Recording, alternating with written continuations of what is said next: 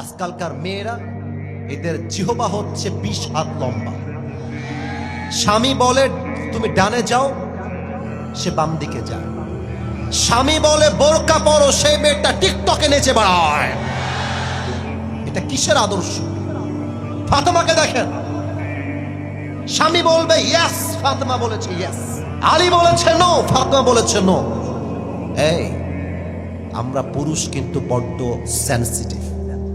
আমার কথা অনুযায়ী আমার বউ চলবে, জীবনেও কোনো মেয়ের দিকে চোখ তুলে আমরা তাকাবো না। আমার বউ বলবে তোমাকে আমি গুনি না, আমি বলবো তোমার জন্য একটা বিয়ে জায়েজ, আমার জন্য 4টা বিয়ে জায়েজ, যাও মিয়া এখান থেকে। আরে বাপ রে বাপ, আপনার বউ আপনাকে এক আঙ্গুল দেখাইলে আপনি বৃদ্ধাঙ্গুল দেখাই দিবেন। বলবেন তুমি যদি স্বামীর বাড়িতে এসে স্বামীর কথা সহ্য করতে না পারো, তোমার মতো মেয়ে ডিভোর্স ছাড়া আর কিছু হওয়ার যোগ্যতা রাখে না। পঞ্চগড়ের মা, আমি কোনো মেয়েকে আঘাত দিয়ে বললে, অনেক মেয়ে আছে স্বামীকে গুনতেই চায় না। অনেক মেয়ের স্বামী থাকে বিদেশে, মাথার ঘাম পায়ে ফেলে টাকা পাঠায়, আর সেই টাকা দিয়ে বউ আর এক পুরুষের সঙ্গে ইমোর মধ্যে পরকিয়া করে বেড়ায়। ফাতেমা ডাক দিয়ে বলছে আলী যা বলবেন তাই হবে, আমি আমার বাবার কাছে যাব। নবীজির কাছে আসছে ফাতেমা রাদিয়াল্লাহু তাআলা আনহা। আমি একটু মাইকটা হটাচ্ছি, আমাকে সবাই দেখবে। এটা হচ্ছে নবীজির বাসার গেট, যতটুকু দেখা যায়। আমি একটু হাদিসটা প্র্যাকটিক্যালি বোঝাবার ট্রাই করছি। এটা হচ্ছে নবীজির বাসার গেট। ফাতেমা যখন নবীজির ঘরে এসেছে, নবীজির ফাতেমার প্রতি এত ভালোবাসা, ফাতেমা যখন ঠক ঠক করেছে, নবীজি বুঝে গেছে আমার কলিজার টুকরা ফাতেমা আমার বাসায় এসেছে। সুবহানাল্লাহ পড়বেন না বাবা মিয়া? নবীজি গেটটা দৌড় দিয়ে গিয়ে খুলে দিয়েছে, ফাতেমার হাত ধরে বাসায় নিয়ে এসেছে। বলছে মা বসো বসো, কি লাগবে মা তোমার, আমাকে বলো। ফাতেমার মাথাটা নিচু হয়ে গেছে। বলছে আব্বা জান 3 দিন যাবত না খাওয়া, আতিনি শাইআন, আমাদেরকে কিছু খাবার দান করেন, আমরা কিছু খাবার খেয়ে বাঁচতে চাই। নবীজি বুঝে গেছেন অবস্থা খুব ক্রিটিক্যাল, বড্ড অভাব চলছে। এবার আল্লাহর রাসূল ফাতেমা রাদিয়াল্লাহু তাআলা আনহার ধৈর্যের পরীক্ষা নেওয়া শুরু করেছেন।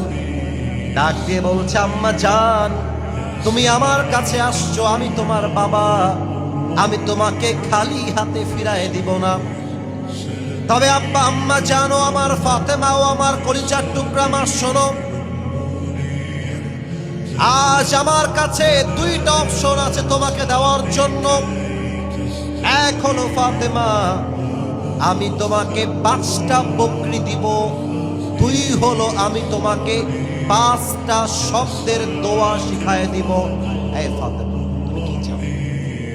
আমি আর আপনি বলে তো বলতাম আরে দোয়া বাদ দেন, আগে বকরি দেন। কিধায় তো পেটটা ফেটে গেল।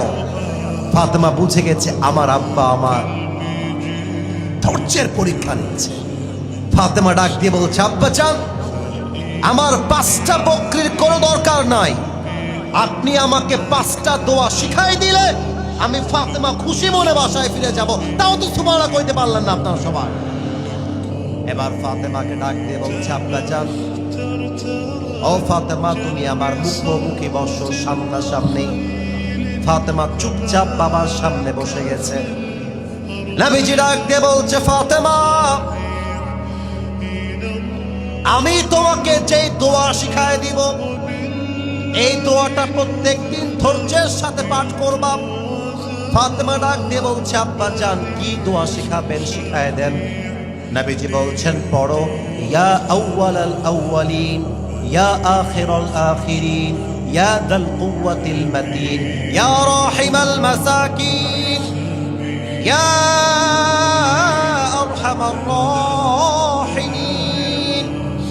ফাতেমা 5 শব্দের দোয়া শেখার পরে আল্লাহ রাসূল ডাক দিয়ে বলছেন ফাতেমা এবার বাসায় ফিরে যাও, ধৈর্যের সঙ্গে এই 5টা শব্দের দোয়া পড়বা।